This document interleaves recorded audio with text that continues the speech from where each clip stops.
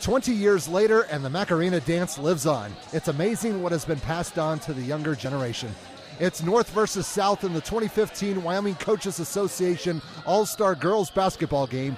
First quarter, South wearing the yellow. Curis Romero of Rollins was open, and she will hit the 18-foot jumper to get her team on the board first. It's 2-0. The opposition would move ahead, but it did not stay that way for long. Great ball movement on this highlight, and Emily Evans of Cheyenne Central would get behind the double team and score easily. The teamwork would put the South back in front 5-4. Speaking of teamwork, this next highlight stayed in the family. Michaela Ward of Burns with the assist to her sister Mackenzie, and they just gave her dad, or coach, 3 reasons to smile. The score has been doubled up. It's 8-4. The North would eventually get things together. Tylen Myers of Thermopolis was on the line, so that will go down as a long 2, and the advantage would shift back to her team, which is now ahead 12-8. Sometimes they had to put a plan together on the fly, but in an all-star game, that's normal.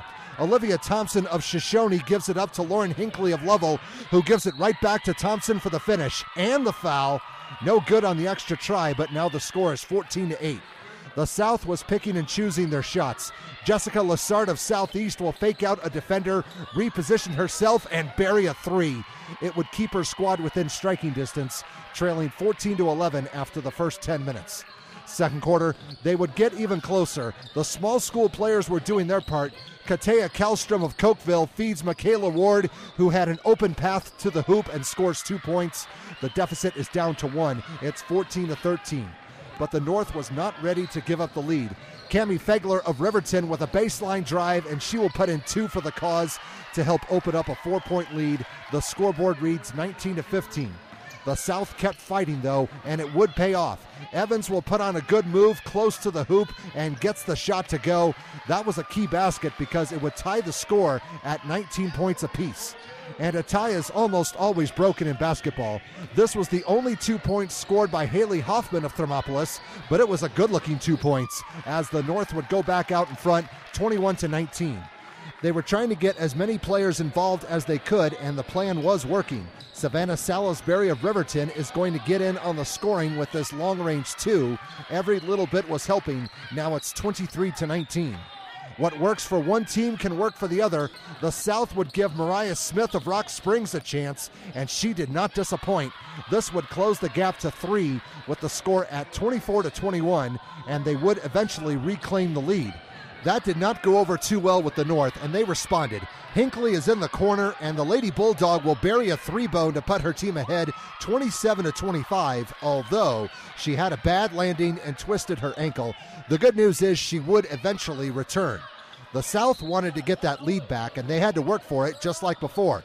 Smith will grab her own rebound and stick the ball back in for 2, and they would have to settle for being down 32-29 going into the locker room. Third quarter, the North was having some success scoring inside.